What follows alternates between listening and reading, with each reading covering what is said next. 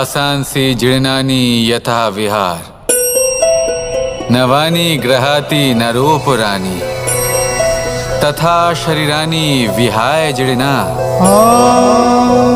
नन्यानि सयाति नवानि दे। আত্মার কখনোই মৃত্যু হয় না। আত্মা শুধু শরীর বদল করে, রূপ বদল করে।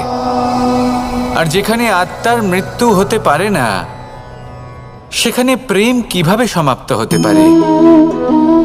কারণ প্রেম হলো নিজেই পরমাত্মার রূপ।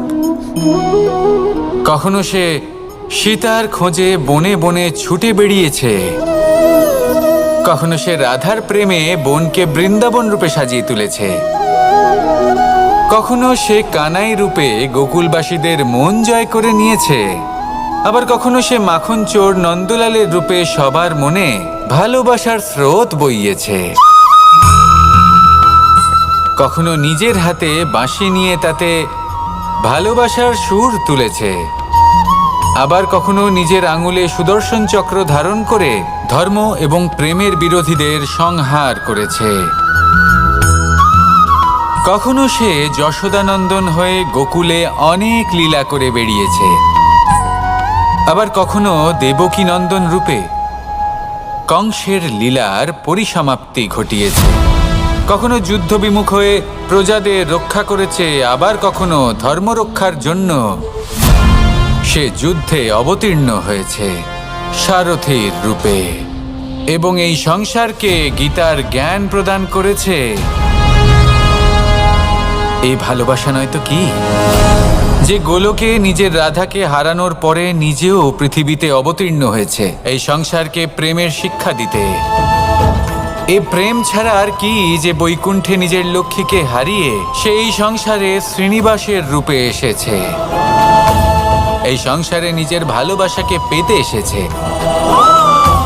এই প্রেম হলো অনন্ত, এর যাত্রা হলো অনন্ত, এবং এই প্রেম যার যাত্রার কোনো অন্ত নেই আর যার প্রভাব হলো সুগভীর, সেই পরমাত্মারূপী প্রেমকে এই প্রেম দূতের প্রণাম। আসুন আর আমার সাথে ভালোবেসে বলুন, রাধা রাধা। ধন মানুষের জীবনের সবথেকে বড় প্রয়োজনীয়তা, সেই অস্ত্র যার দ্বারা মানুষের জীবনের অনেক সংকট দূর করে দেওয়া যেতে পারে, সেই মাধ্যম যার দ্বারা সংসারের সমস্ত জাগতিক সুখ স্বাচ্ছন্দ্য লাভ করা যেতে পারে। কিন্তু ধনের দ্বারা আমরা সব কিছু লাভ করতে পারি না। জাগতিক স্বাচ্ছন্দ্য আমরা লাভ করতে পারি, কিন্তু সুখ লাভ করতে পারবো না। সুখের উপকরণ আমরা লাভ করতে পারি, কিন্তু সুখের অনুভূতি লাভ করতে পারবো না। আনন্দ, সন্তোষ, প্রসন্নতা এগুলো ধন দ্বারা লাভ করা যায় না। কিন্তু হ্যাঁ, আনন্দ, সন্তোষ আর প্রসন্নতার সাথে যদি কোনো কাজ করেন তাহলে অবশ্যই ধন লাভ করবেন। তাহলে আসুন আর এই প্রসন্নতার সাথে বলুন, রাধা রাধা। মানুষ শুধুমাত্র দুই ধরনের ব্যক্তির সামনেই নত হন। একজন হলেন তিনি যাকে তিনি সম্মান করেন, আর আরেকজন যাকে তিনি ভয় পান। এবার কোনো ব্যক্তি যদি আপনার সামনে নত হন, তাহলে তার পেছনের কারণ কি? আপনার প্রতি সম্মান নাকি আপনার প্রতি ভয়? সেটা আপনাকেই বুঝতে হবে। যদি আপনি এমন মনে করেন যে তাতে কি যায় আসে, ভয় হোক বা সম্মান, কেউ আমার সামনে নত তো হচ্ছেন, যদি এটা আপনার চিন্তা ভাবনা হয়, তাহলে আপনাকে মনে করিয়ে দিই, এই সময় বদলাতে বেশি সময় লাগে না। আজ যে ব্যক্তি আপনাকে দেখে ভয় পাচ্ছে, কাল এই ভয়ের সমাপ্তিও ঘটতে পারে। আবার এমনও হতে পারে যে তার কাছে অত্যাধিক শক্তি চলে এলো, অনেক কিছুই হতে পারে। তাই মনে রাখবেন, যে মাথা ভয়ের কারণে নত হয় তা সময় এলে সবার আগে বিরোধিতা করতে পারে, আর যে মাথা সম্মানের কারণে নত হয় আপনার জন্য নিজের শিরচ্ছেদও সে করতে পারে। তাই সকলকে আপন করে নিন, কিন্তু ভয় প্রয়োগ করে নয়। কর্ম করুন এবং সম্মান অর্জন করুন। শুধু এটাই করুন আর আমার সাথে ভালোবেসে বলুন, রাধা রাধা। আমাদের জীবনে গুরুজনেরা, জ্ঞানী মানুষজন সবসময় একটা কথা বলেন, ধৈর্য ধরো। শুধুমাত্র দুটো শব্দ, কিন্তু কতটা বিশাল সেটা বোঝার চেষ্টা করুন। ছোট একটা অস্ত্র হাতে নিন এবং একটা বিশাল পর্বতে নিরন্তর প্রহার করতে থাকুন। ধৈর্য ধরে সেই কাজ করতে থাকুন। এমন একদিন আসবে, এই বিশাল পর্বতে আপনি একটা পথ তৈরি করবেন। কোনো ধনুর্ধর যখন নিজের বিদ্যা অর্জন করেন, তখন তাকেও ধৈর্য ধরতে হয়, তার নিজেকে সময় দিতে হয়, তবেই সে ধনুর্বিদ্যা শিখতে পারে। সেইভাবে আমাদের জীবনেও ধৈর্য ধরার খুব প্রয়োজন। পরিবারে ধৈর্য রাখতে পারলে তাহলে আস্তে আস্তে দেখবেন প্রেম বৃদ্ধি পাচ্ছে। সমাজে যদি ধৈর্য রাখতে পারেন তাহলে আস্তে আস্তে এই সমাজ আপনাকে সম্মান করবে। যদি নিজের জীবনে ধৈর্য রাখতে পারেন তাহলে নিজে থেকেই আত্মবিশ্বাস বাড়বে, নিজের বিকাশ হবে। জীবনে সবই সম্ভব যদি ধৈর্য রাখতে পারেন। হয়তো আস্তে আস্তে হবে, কিন্তু হবে অবশ্যই। শুধু ধৈর্য রাখুন, কারণ ধৈর্যই সব থেকে বড় পুঁজি। আসুন আর আমার সাথে ভালোবেসে বলুন, রাধা রাধা। কোনো এক সময়ের ঘটনা এটা। মা এবং বাবা হাটে গিয়েছিলেন। তখন আমি আর দাদা গিয়েছিলাম গরু চড়াতে। আমরা বাড়ি ফিরে এলাম, আর মা সেই সময় একটা কাজ করতেন। যখনই হাটে যেতেন দরজা তালা বন্ধ করে যেতেন। উনি খুব ভালো করে জানতেন যে যদি ওনার এই মাখন চোর সঠিক সময়ে পৌঁছে যায় তাহলে এক ফোঁটাও মাখন আর অবশিষ্ট থাকবে না। এবার ঘটনা কিছুটা এরকম হলো যে মা আর বাবা মাঝে মাঝে হাটে যেতেন, তাই মাঝে মাঝেই দরজা তালা বন্ধ করতে হতো। যখন মা আর বাবা ফিরে এলেন তখন বাবা ভুলে গিয়েছিলেন যে এই চাবির গোছা থেকে ঠিক কোন চাবিটা দরজার তালা খোলার জন্য উপযোগী। উনি চেষ্টা করতে শুরু করে দিলেন। একটার পর একটা চাবি দিয়ে উনি চেষ্টা করতে থাকলেন, কিন্তু সেই দরজার তালা তো খুলতেই চাইছিল না। ওনার মাথা থেকে ঘাম পড়তে শুরু করলো। তখন মা বললেন যে তালা ভেঙে দেওয়া যাক। মা চলে গেলেন, আর বাবা বললেন না না দাঁড়াও, আর কিছু চাবি বাকি আছে, এটা হয়তো খুলতে পারবো। মা হাতুড়ি নিয়ে চলে এলেন সেই তালা ভাঙার জন্য, আর তখনই বাবা শেষ চাবিটা প্রয়োগ করলেন আর দরজার তালা খুলে গেল। যদি উনি চেষ্টা না করতেন তাহলে এই তালাটাও ভেঙে যেত আর চাবিটাও নষ্ট হয়ে যেত, ঠিক কিনা? এবার এই ঘটনাটা আমি দেখেছিলাম, আর আমার মনে হলো যে কখনো কখনো এই চাবির গোছার মধ্যে থেকে শেষ চাবিটাও কিন্তু জীবনের দরজা খুলে দিতে পারে। সেজন্য আপনি যদি জীবনে সাফল্য লাভ করতে চেষ্টা করেন, নিজের লক্ষ্যে পৌঁছতে চান, তাহলে হার মানবেন না। হয়তো দেখবেন আপনার পরবর্তী প্রচেষ্টা বা এই অন্তিম প্রচেষ্টা আপনাকে সাফল্যের পথে নিয়ে গেল। তাই নিরন্তর প্রচেষ্টা করতে থাকুন, জীবনে সাফল্য লাভ করুন, আর আমার সাথে ভালোবেসে বলুন, রাধা রাধা। মানুষ নিজের জীবনে সেই সব কিছু লাভ করতে পারে যা সে কামনা করে। শুধু প্রয়োজন হলো ইচ্ছে এবং সিদ্ধান্তের। এবার এই ইচ্ছে আসলে কি? সেটা হলো এই মনে প্রকট হওয়া একটি ভাবনা, একটি আবেগ। শুধু তা দিয়ে কিছুই হয় না। যখন সেই ইচ্ছের সাথে দৃঢ় প্রতিজ্ঞা জুড়ে যায় তখন বিষয়টা এগোতে থাকে। একটা উদাহরণ দিই, ধরুন আপনি মরুভূমিতে আছেন এবং আপনি মধুর জল পান করতে চান। এটা হলো শুধুমাত্র আপনার মনের একটি ইচ্ছে। যখন এই ইচ্ছের সাথে সিদ্ধান্ত জুড়ে যায় তখন আপনি সেই মরুভূমিতে গর্ত খুঁড়তে চেষ্টা করেন। আর যখন এই সিদ্ধান্তের সাথে নিষ্ঠা জড়িত হয় তখন আপনাকে সেই জল লাভ করার থেকে কেউ বাধা দিতে পারে না। ইতিহাস এটার সাক্ষী, যিনি নিশ্চিত করেছেন তিনি সেই সব কিছু লাভ করেছেন যা তিনি লাভ করতে চেয়েছেন। সেই জন্য ইচ্ছে থাকা খুব দরকার, কিন্তু তাকে সিদ্ধান্তের সাথে জুড়ে নিন। সিদ্ধান্তকে নিশ্চিত করে ফেলুন, সব কিছু লাভ করবেন। আর তখন এই মন প্রসন্ন হয়ে বলবে, রাধা রাধা। বনের মধ্যে যদি আপনি কোনো বিষাক্ত সাপ দেখেন তাহলে কি করবেন? আপনি তখনই তার থেকে দূরে পালাতে চেষ্টা করবেন। আর এটা কেন করবেন? নিজের রক্ষার্থে। এই কথা আমি নয় মেনে নিলাম, কিন্তু নিজের জীবনে এটা করেন না কেন?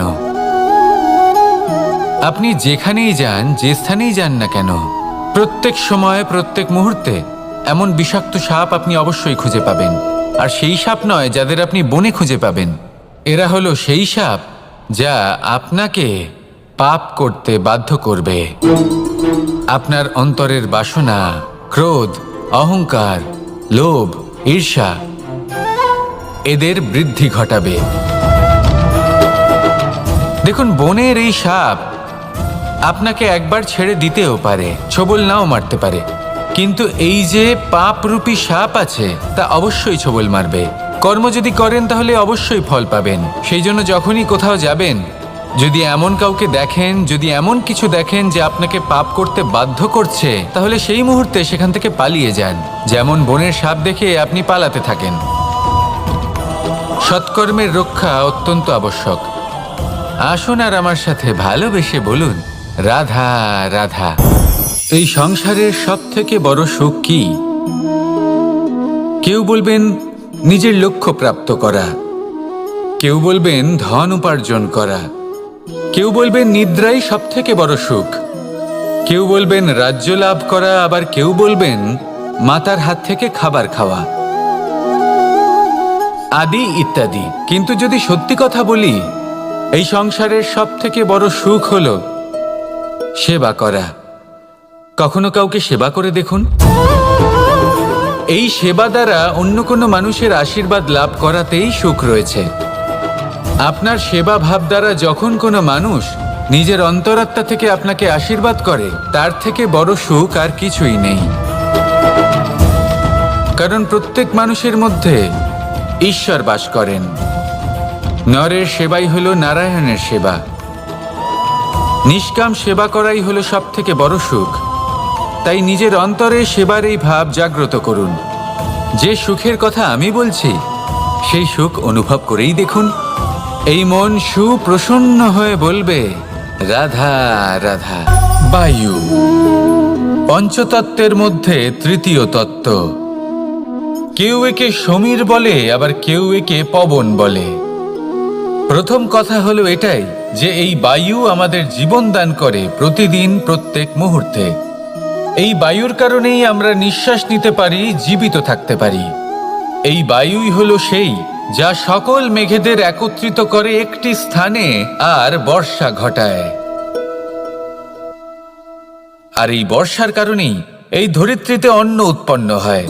এই বায়ুকে দেখুন, কখনো এতটা সৌম্য যে আপনার কোনোই তফাৎ বোধ হয় না, আর কখনো কখনো এমন রূপ ধারণ করে ফেলে যে অনেক বড় বড় পর্বতের আকার পর্যন্ত বদলে ফেলে। এটাই হলো বায়ুর বিশেষত্ব। বায়ু শেখায় যে সময়ের সাথে সাথে বইতে থাকো, সকলকে জীবন দান করো, সকলকে সাহায্য করো, কিন্তু যখন বিপদ সামনে আসবে তখন দৃঢ় হয়ে সম্মুখীন হও। বাধা অনুযায়ী নিজেকে গড়ে নিতে হবে। আর কখন কতটা কঠোর হতে হবে, আর কখন কতটা সৌম্য হতে হবে, এটা বায়ুকে দেখে শিখুন। আর আমার সাথে ভালোবেসে বলুন, রাধা রাধা। এই সংসারের আরম্ভ থেকে এখনো পর্যন্ত এবং ভবিষ্যতেও একটা যুদ্ধ আছে, যা হয়ে চলেছে, চলতেই থাকবে। পাপ এবং পুণ্যের মধ্যে যুদ্ধ, সত্য এবং অসত্যের মধ্যে যুদ্ধ। এই যুদ্ধ চলেই আসছে। আর এই যুদ্ধে যারা লড়েন তাদের আমরা সবসময় জয় জয়কার করি।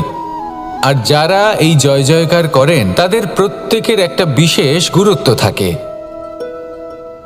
যখনই কোনো যোদ্ধা যুদ্ধক্ষেত্রে ক্লান্ত হয়ে পড়ে, শক্তিহীন হয়ে পড়ে, তখন এরা জয় জয়কার করে, শঙ্খ বাজাতে থাকে। সেই যোদ্ধাকে অনুপ্রেরিত করে, শক্তি এবং সাহসে ভরিয়ে তোলে। আর তখন সেই যোদ্ধা সেই যুদ্ধকে এগিয়ে নিয়ে যেতে পারে। যখন শ্রীরাম লঙ্কা যাত্রা করার জন্য সেতু তৈরি করছিলেন, তখন একটা ছোট্ট মিষ্টি কাঠবিড়ালি নিজের মুখে মাটির টুকরো বয়ে নিয়ে গিয়ে তার সাধ্যমতো তাকে সাহায্য করছিল। শ্রীরাম দেখলেন এবং বললেন যে ও তো সবার মনোবল বৃদ্ধি করছে, সবাইকে প্রেরিত করছে। ও বলল যে আমি এত ছোট হয়েও যদি এই কাজ করতে পারি, তাহলে আপনারা সবাই কেন পারবেন না?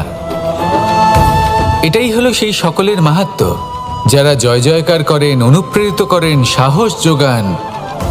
ওনারা সেই ব্যক্তি যারা একজন যোদ্ধার মধ্যে যুদ্ধকে জয় করার শক্তি প্রদান করেন। আসুন আমার সাথে ভালোবেসে বলুন, রাধা রাধা। কোকিলের ডাক শুনে আমার মন প্রফুল্ল হয়ে ওঠে। কোকিল হলো আমার অত্যন্ত প্রিয়। এরকমই আরো একটা পাখি আছে, কাক। একদিকে কাক, অন্যদিকে কোকিল। এদের মধ্যে বেশি পার্থক্য নেই, কিন্তু কোকিলের কণ্ঠ শুনে সবার মন প্রফুল্ল হয়ে ওঠে। কোকিল যখন সামনে আসে তখন মন শান্ত হয়ে যায়। যখন কাক সামনে আসে তখন মানুষ দূরে পালিয়ে যায়। এমন কেন হয়? কারণ হলো বাণী। কোকিলের বাণী অত্যন্ত মিষ্টি, অত্যন্ত মধুর। সেখানেই কাকের বাণী অত্যন্ত কর্কশ শোনায়। আর কর্কশ বাণী শোনা কেউ পছন্দ করেন না। আপনি নিজেকে জিজ্ঞেস করুন, কোনো ব্যক্তি আপনার সাথে কথা বললে তার বাণী মধুর হলে আপনার ভালো লাগে, আর যদি কর্কশ হয় তার থেকে দূরে চলে যেতে ইচ্ছা করে। তাই নিজের বাণীও এইভাবেই মধুর রাখুন, মিষ্টি রাখুন। আমারও খুব প্রিয়। আর এটা তখন হয় যখন মনে প্রেম থাকে। মনের মধ্যে প্রেম জাগ্রত করুন, বাণী নিজে থেকেই মধুর হয়ে যাবে। আর কৃষ্ণ নিজে থেকে আপনার কাছে আসবে আর আপনার সাথে বলবে, কি রাধা রাধা। যখন সূর্যের অত্যাধিক তাপের কারণে এই ধরিত্রী শুষ্ক হয়ে যায়, তখন প্রতিবিম্ব আমরা এইভাবে দেখতে পাই। আমরা কোথাও দূরে তাকালে আমাদের মনে হয় সেখানে জল রয়েছে। আমরা যখনই কাছে গিয়ে দেখি তখন দেখি যে সেখানে জলই নেই। তারপর যেই আমরা পেছনে ফিরে তাকাই, আমরা দেখি যেখান থেকে আমরা এসেছি সেখানে জল পড়ে রয়েছে। এবার এই যে মরুতৃষ্ণা, তা কিন্তু শুধুই ভূমিতে নয়, আমাদের ভাবনা চিন্তার সাথেও এটাই হয়ে থাকে। অনেক সময় হয়ে থাকে। যে ব্যক্তি জল লাভ করার আশায় বসে থাকে সে কখনোই জল লাভ করতে পারে না। কিন্তু যে ব্যক্তি জল লাভ করার আশায় নিরন্তর পরিশ্রম করতে থাকে, ঘাম ঝরায়, সেই ব্যক্তি কোনো মরুভূমিতেও জল লাভ অবশ্যই করে। জীবনে যদি আমরা বড় কিছু লাভ করতে চাই তাহলে নিরন্তর পরিশ্রম করতেই হবে। পরিশ্রমের এই মনোভাব অত্যন্ত গুরুত্বপূর্ণ। এই মনোভাব আর দৃষ্টিভঙ্গি হলো অন্তরের গুণ। রূপ এবং প্রসাধন এগুলি হলো বাহ্যিক আবরণ। যে ব্যক্তি রূপের কারণে আপনাকে ভালোবাসে তা প্রকৃত ভালোবাসা নয়। কিন্তু যে ব্যক্তি আপনার আবেগ এবং মানসিকতার জন্য আপনাকে ভালোবাসে তাই হলো প্রকৃত ভালোবাসা। তাহলে এই কথাটা মনে রাখুন আর আমার সাথে ভালোবেসে বলুন, রাধা রাধা। আমার অনেকগুলো নাম আছে আর তাদের মধ্যে একটি হলো যুদ্ধ বিমুখ। এই কথা আপনারা সবাই জানেন। দাদাও আমাকে বলেছেন যে তুমি এরকম কিভাবে যুদ্ধক্ষেত্র থেকে মুখ ঘুরিয়ে পালাতে পারো কানাই। দেখুন, যেটা সময়ের দাবি ছিল আমি সেটাই করেছি। যদি আমি রণভূমি ত্যাগ করে না পালাতাম তাহলে কে জানে কত সৈনিক নিজেদের প্রাণ হারাতেন, কে জানে কতগুলি পরিবার নিজেদের বাঁচার আশা হারাতেন, কে বলতে পারে হয়তো কত প্রাণী এই সংসার ত্যাগ করতেন। আর তাই কখনো কখনো যুদ্ধ বিমুখ হওয়াই শ্রেয়। কখনো জীবনের ক্ষেত্রেও এটা প্রযোজ্য। যদি দূরে চলে গেলে আপনার সম্ভাবনা বৃদ্ধি পায় তাহলে দূরে চলে যান। দূরে চলে যান সেই সকল ব্যক্তিদের থেকে যারা কথায় কথায় আপনাকে অপমান করেন, আপনার নিন্দা করেন, আপনাকে বাধা দেওয়ার চেষ্টা করেন, আপনাকে ছোট করেন। কারণ তাদের সাথে থেকে, সেই সকল ব্যক্তিদের সাথে থাকলে যারা আপনার মূল্য বোঝেন না, আপনি নিজের আত্মসম্মান, নিজের আত্মবিশ্বাস, নিজের ব্যক্তিত্বকে নত করে ফেলবেন।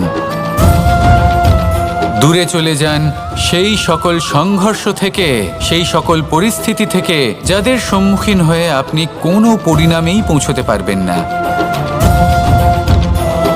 যদি আপনি এইভাবে যুদ্ধ বিমুখ হয়ে উঠতে পারেন, যদি এই প্রবৃত্তি আপনি নিজের মধ্যে জাগ্রত করতে পারেন, তাহলে আপনার সামনে সেই যুদ্ধ চলে আসবে যাতে বিজয় লাভ করে আপনি নিজের অস্তিত্ব খুঁজে পাবেন। আর সেটাই হলো সব থেকে বড় জয়লাভ।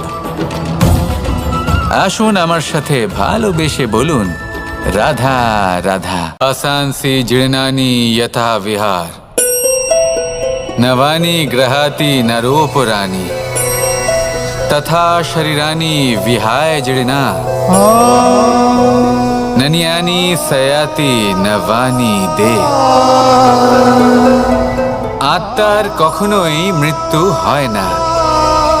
আত্মা শুধু শরীর বদল করে, রূপ বদল করে।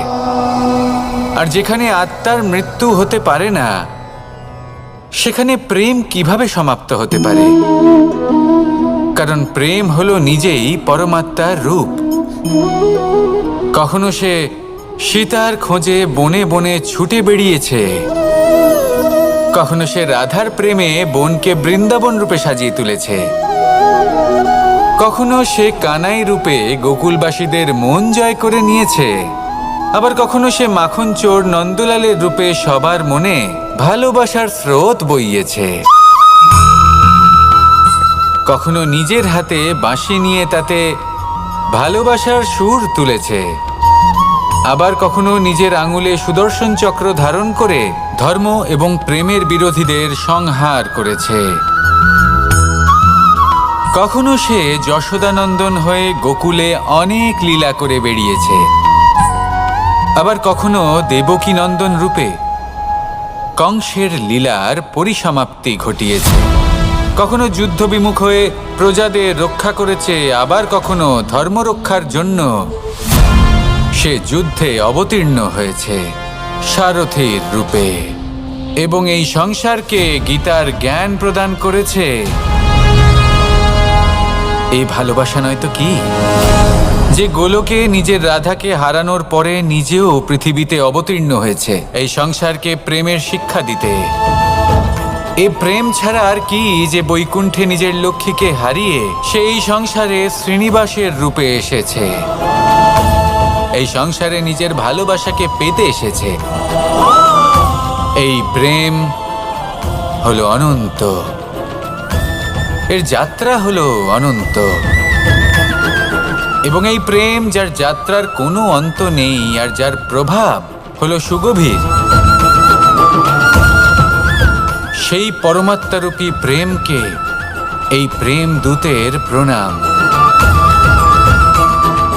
আসুন আর আমার সাথে ভালোবেসে বলুন, রাধা রাধা। ধন মানুষের জীবনের সবথেকে বড় প্রয়োজনীয়তা, সেই অস্ত্র যার দ্বারা মানুষের জীবনের অনেক সংকট দূর করে দেওয়া যেতে পারে,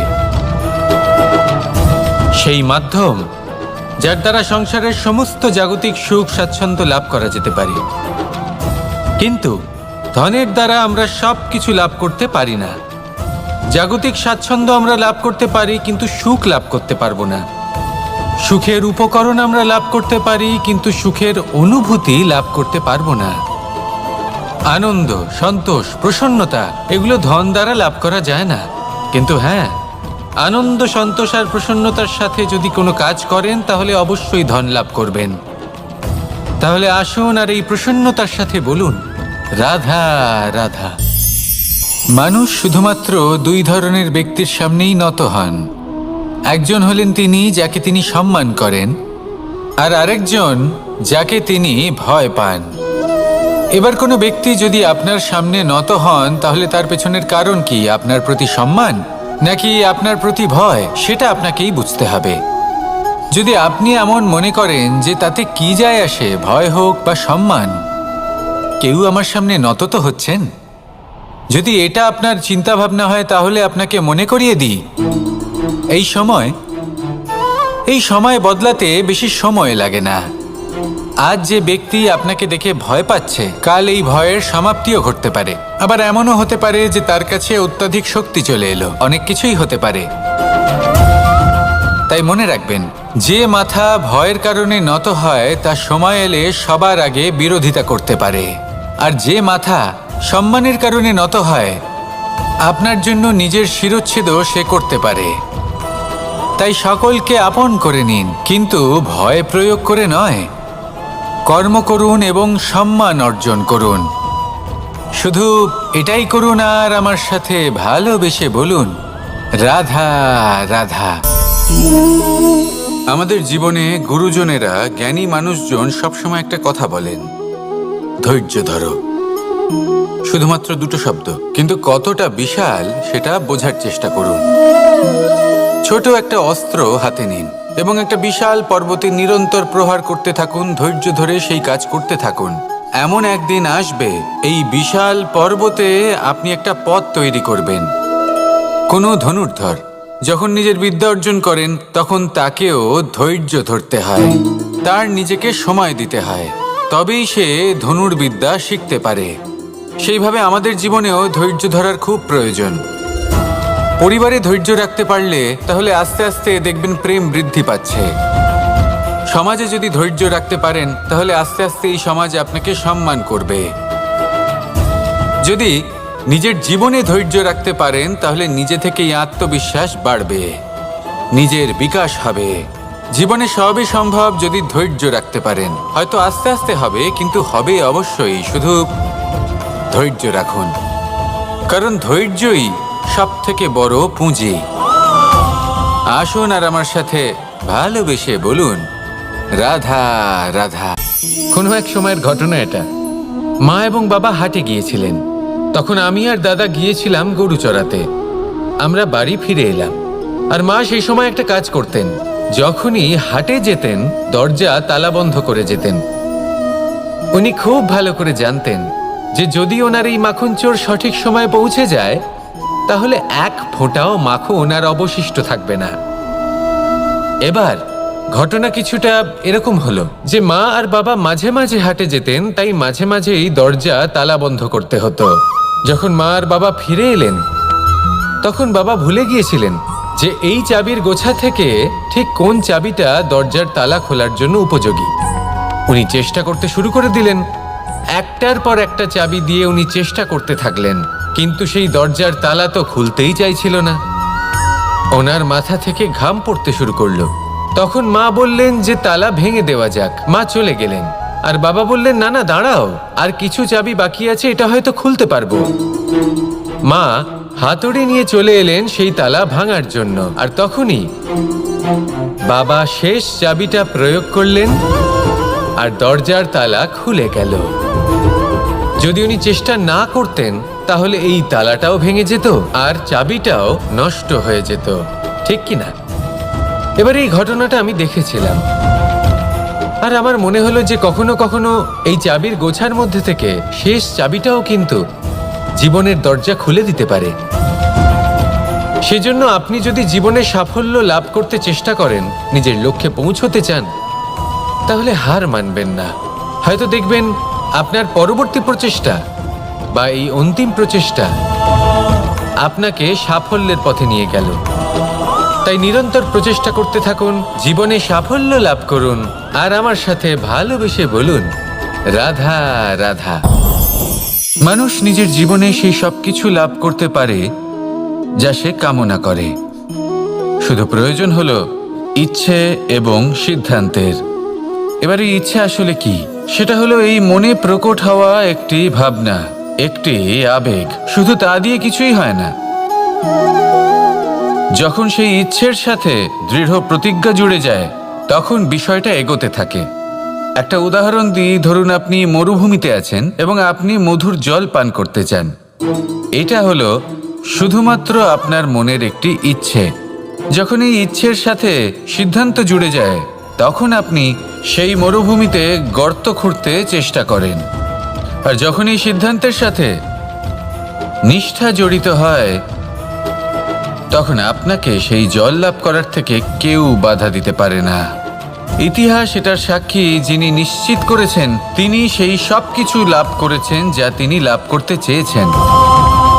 সেই জন্য ইচ্ছে থাকা খুব দরকার, কিন্তু তাকে সিদ্ধান্তের সাথে জুড়ে নিন, সিদ্ধান্তকে নিশ্চিত করে ফেলুন, সব কিছু লাভ করবেন। আর তখন এই মন প্রসন্ন হয়ে বলবে, রাধা রাধা।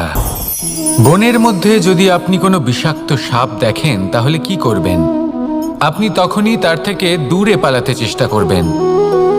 আর এটা কেন করবেন? নিজের রক্ষার্থে। এই কথা আমি নয় মেনে নিলাম, কিন্তু নিজের জীবনে এটা করেন না কেন? আপনি যেখানেই যান, যে স্থানেই যান না কেন, প্রত্যেক সময় প্রত্যেক মুহূর্তে এমন বিষাক্ত সাপ আপনি অবশ্যই খুঁজে পাবেন।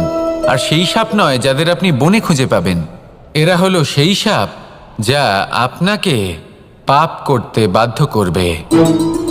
আপনার অন্তরের বাসনা, ক্রোধ, অহংকার, লোভ, ঈর্ষা এদের বৃদ্ধি ঘটাবে। দেখুন, বনের এই সাপ আপনাকে একবার ছেড়ে দিতেও পারে, ছোবল নাও মারতে পারে, কিন্তু এই যে পাপরূপী সাপ আছে তা অবশ্যই ছোবল মারবে। কর্ম যদি করেন তাহলে অবশ্যই ফল পাবেন। সেই জন্য যখনই কোথাও যাবেন, যদি এমন কাউকে দেখেন, যদি এমন কিছু দেখেন যে আপনাকে পাপ করতে বাধ্য করছে, তাহলে সেই মুহূর্তে সেখান থেকে পালিয়ে যান। যেমন বনের সাপ দেখে আপনি পালাতে থাকেন। সৎকর্মের রক্ষা অত্যন্ত আবশ্যক। আসুন আর আমার সাথে ভালোবেসে বলুন, রাধা রাধা। এই সংসারের সব থেকে বড় সুখ কি? কেউ বলবেন নিজের লক্ষ্য প্রাপ্ত করা, কেউ বলবেন ধন উপার্জন করা, কেউ বলবেন নিদ্রাই সব থেকে বড় সুখ, কেউ বলবেন রাজ্য লাভ করা, আবার কেউ বলবেন মাতার হাত থেকে খাবার খাওয়া, আদি ইত্যাদি। কিন্তু যদি সত্যি কথা বলি, এই সংসারের সব থেকে বড় সুখ হলো সেবা করা। কখনো কাউকে সেবা করে দেখুন। এই সেবা দ্বারা অন্য কোনো মানুষের আশীর্বাদ লাভ করাতেই সুখ রয়েছে। আপনার সেবা ভাব দ্বারা যখন কোনো মানুষ নিজের অন্তরাত্মা থেকে আপনাকে আশীর্বাদ করে, তার থেকে বড় সুখ আর কিছুই নেই। কারণ প্রত্যেক মানুষের মধ্যে ঈশ্বর বাস করেন। নরের সেবাই হলো নারায়ণের সেবা। নিষ্কাম সেবা করাই হলো সব থেকে বড় সুখ। তাই নিজের অন্তরে সেবার এই ভাব জাগ্রত করুন। যে সুখের কথা আমি বলছি, সেই সুখ অনুভব করেই দেখুন। এই মন সুপ্রসন্ন হয়ে বলবে, রাধা রাধা। বায়ু পঞ্চতত্ত্বের মধ্যে তৃতীয় তত্ত্ব। কেউ একে সমীর বলে, আবার কেউ একে পবন বলে। প্রথম কথা হলো এটাই যে এই বায়ু আমাদের জীবন দান করে প্রতিদিন, প্রত্যেক মুহূর্তে। এই বায়ুর কারণেই আমরা নিঃশ্বাস নিতে পারি, জীবিত থাকতে পারি। এই বায়ুই হলো সেই যা সকল মেঘেদের একত্রিত করে একটি স্থানে আর বর্ষা ঘটায়। আর এই বর্ষার কারণেই এই ধরিত্রীতে অন্ন উৎপন্ন হয়। এই বায়ুকে দেখুন, কখনো এতটা সৌম্য যে আপনার কোনোই তফাৎ বোধ হয় না, আর কখনো কখনো এমন রূপ ধারণ করে ফেলে যে অনেক বড় বড় পর্বতের আকার পর্যন্ত বদলে ফেলে। এটাই হলো বায়ুর বিশেষত্ব। বায়ু শেখায় যে সময়ের সাথে সাথে বইতে থাকো, সকলকে জীবন দান করো, সকলকে সাহায্য করো, কিন্তু যখন বিপদ সামনে আসবে তখন দৃঢ় হয়ে সম্মুখীন হও। বাধা অনুযায়ী নিজেকে গড়ে নিতে হবে। আর কখন কতটা কঠোর হতে হবে, আর কখন কতটা সৌম্য হতে হবে, এটা বায়ুকে দেখে শিখুন। আর আমার সাথে ভালোবেসে বলুন, রাধা রাধা। এই সংসারের আরম্ভ থেকে এখনো পর্যন্ত এবং ভবিষ্যতেও একটা যুদ্ধ আছে, যা হয়ে চলেছে, চলতেই থাকবে। পাপ এবং পুণ্যের মধ্যে যুদ্ধ, সত্য এবং অসত্যের মধ্যে যুদ্ধ। এই যুদ্ধ চলেই আসছে। আর এই যুদ্ধে যারা লড়েন তাদের আমরা সবসময় জয় জয়কার করি। আর যারা এই জয় জয়কার করেন তাদের প্রত্যেকের একটা বিশেষ গুরুত্ব থাকে। যখনই কোনো যোদ্ধা যুদ্ধক্ষেত্রে ক্লান্ত হয়ে পড়ে, শক্তিহীন হয়ে পড়ে, তখন এরা জয় জয়কার করে, শঙ্খ বাজাতে থাকে। সেই যোদ্ধাকে অনুপ্রেরিত করে, শক্তি এবং সাহসে ভরিয়ে তোলে। আর তখন সেই যোদ্ধা সেই যুদ্ধকে এগিয়ে নিয়ে যেতে পারে। যখন শ্রীরাম লঙ্কা যাত্রা করার জন্য সেতু তৈরি করছিলেন, তখন একটা ছোট্ট মিষ্টি কাঠবিড়ালি নিজের মুখে মাটির টুকরো বয়ে নিয়ে গিয়ে তার সাধ্যমতো তাকে সাহায্য করছিল। শ্রীরাম দেখলেন এবং বললেন যে ও তো সবার মনোবল বৃদ্ধি করছে, সবাইকে প্রেরিত করছে। ও বলল যে আমি এত ছোট হয়েও যদি এই কাজ করতে পারি, তাহলে আপনারা সবাই কেন পারবেন না? এটাই হলো সেই সকলের মাহাত্ম্য। যারা জয় জয়কার করেন, অনুপ্রেরিত করেন, সাহস যোগান, ওনারা সেই ব্যক্তি যারা একজন যোদ্ধার মধ্যে যুদ্ধকে জয় করার শক্তি প্রদান করেন। আসুন আমার সাথে ভালোবেসে বলুন, রাধা রাধা। কোকিলের ডাক শুনে আমার মন প্রফুল্ল হয়ে ওঠে। কোকিল হলো আমার অত্যন্ত প্রিয়। এরকমই আরো একটা পাখি আছে, কাক। একদিকে কাক, অন্যদিকে কোকিল।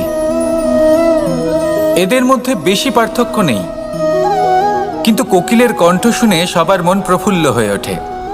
কোকিল যখন সামনে আসে তখন মন শান্ত হয়ে যায়। যখন কাক সামনে আসে তখন মানুষ দূরে পালিয়ে যায়। এমন কেন হয়? কারণ হলো বাণী। কোকিলের বাণী অত্যন্ত মিষ্টি, অত্যন্ত মধুর। সেখানেই কাকের বাণী অত্যন্ত কর্কশ শোনায়। আর কর্কশ বাণী শোনা কেউ পছন্দ করেন না। আপনি নিজেকে জিজ্ঞেস করুন, কোনো ব্যক্তি আপনার সাথে কথা বললে তার বাণী মধুর হলে আপনার ভালো লাগে, আর যদি কর্কশ হয় তার থেকে দূরে চলে যেতে ইচ্ছে করে। তাই নিজের বাণীও এইভাবেই মধুর রাখুন, মিষ্টি রাখুন। এ আমারও খুব প্রিয়। আর এটা তখন হয় যখন মনে প্রেম থাকে। মনের মধ্যে প্রেম জাগ্রত করুন, বাণী নিজে থেকেই মধুর হয়ে যাবে। আর কৃষ্ণ নিজে থেকে আপনার কাছে আসবে আর আপনার সাথে বলবে, কি রাধা রাধা। যখন সূর্যের অত্যাধিক তাপের কারণে এই ধরিত্রী শুষ্ক হয়ে যায়, তখন প্রতিবিম্ব আমরা এইভাবে দেখতে পাই। আমরা কোথাও দূরে তাকালে আমাদের মনে হয় সেখানে জল রয়েছে। আমরা যখনই কাছে গিয়ে দেখি তখন দেখি যে সেখানে জলই নেই। তারপর যেই আমরা পেছনে ফিরে তাকাই, আমরা দেখি যেখান থেকে আমরা এসেছি সেখানে জল পড়ে রয়েছে। এবার এই যে মরুতৃষ্ণা, তা কিন্তু শুধুই ভূমিতে নয়, আমাদের ভাবনা চিন্তার সাথেও এটাই হয়ে থাকে। অনেক সময় হয়ে থাকে। যে ব্যক্তি জল লাভ করার আশায় বসে থাকে সে কখনোই জল লাভ করতে পারে না। কিন্তু যে ব্যক্তি জল লাভ করার আশায় নিরন্তর পরিশ্রম করতে থাকে, ঘাম ঝরায়, সেই ব্যক্তি কোনো মরুভূমিতেও জল লাভ অবশ্যই করে। জীবনে যদি আমরা বড় কিছু লাভ করতে চাই তাহলে নিরন্তর পরিশ্রম করতেই হবে। পরিশ্রমের এই মনোভাব অত্যন্ত গুরুত্বপূর্ণ। এই মনোভাব আর দৃষ্টিভঙ্গি এ হলো অন্তরের গুণ। রূপ এবং প্রসাধন এগুলি হলো বাহ্যিক আবরণ। যে ব্যক্তি রূপের কারণে আপনাকে ভালোবাসে তা প্রকৃত ভালোবাসা নয়। কিন্তু যে ব্যক্তি আপনার আবেগ এবং মানসিকতার জন্য আপনাকে ভালোবাসে তাই হলো প্রকৃত ভালোবাসা। তাহলে এই কথাটা মনে রাখুন আর আমার সাথে ভালোবেসে বলুন, রাধা রাধা। আমার অনেকগুলো নাম আছে আর তাদের মধ্যে একটি হলো যুদ্ধ বিমুখ। এই কথা আপনারা সবাই জানেন। দাদাও আমাকে বলেছেন যে তুমি এরকম কিভাবে যুদ্ধক্ষেত্র থেকে মুখ ঘুরিয়ে পালাতে পারো কানাই। দেখুন, যেটা সময়ের দাবি ছিল আমি সেটাই করেছি। যদি আমি রণভূমি ত্যাগ করে না পালাতাম তাহলে কে জানে কত সৈনিক নিজেদের প্রাণ হারাতেন, কে জানে কতগুলি পরিবার নিজেদের বাঁচার আশা হারাতেন, কে বলতে পারে হয়তো কত প্রাণী এই সংসার ত্যাগ করতেন। আর তাই কখনো কখনো যুদ্ধ বিমুখ হওয়াই শ্রেয়। কখনো জীবনের ক্ষেত্রেও এটা প্রযোজ্য। যদি দূরে চলে গেলে আপনার সম্ভাবনা বৃদ্ধি পায় তাহলে দূরে চলে যান। দূরে চলে যান সেই সকল ব্যক্তিদের থেকে যারা কথায় কথায় আপনাকে অপমান করেন, আপনার নিন্দা করেন, আপনাকে বাধা দেওয়ার চেষ্টা করেন, আপনাকে ছোট করেন। কারণ তাদের সাথে থেকে, সেই সকল ব্যক্তিদের সাথে থাকলে যারা আপনার মূল্য বোঝেন না, আপনি নিজের আত্মসম্মান, নিজের আত্মবিশ্বাস, নিজের ব্যক্তিত্বকে নত করে ফেলবেন। দূরে চলে যান সেই সকল সংঘর্ষ থেকে, সেই সকল পরিস্থিতি থেকে যাদের সম্মুখীন হয়ে আপনি কোনো পরিণামেই পৌঁছতে পারবেন না। যদি আপনি এইভাবে যুদ্ধ বিমুখ হয়ে উঠতে পারেন, যদি এই প্রবৃত্তি আপনি নিজের মধ্যে জাগ্রত করতে পারেন, তাহলে আপনার সামনে সেই যুদ্ধ চলে আসবে যাতে বিজয় লাভ করে আপনি নিজের অস্তিত্ব খুঁজে পাবেন। আর সেটাই হলো সবথেকে বড় জয়লাভ। আসুন আমার সাথে ভালোবেসে বলুন রাধা রাধা।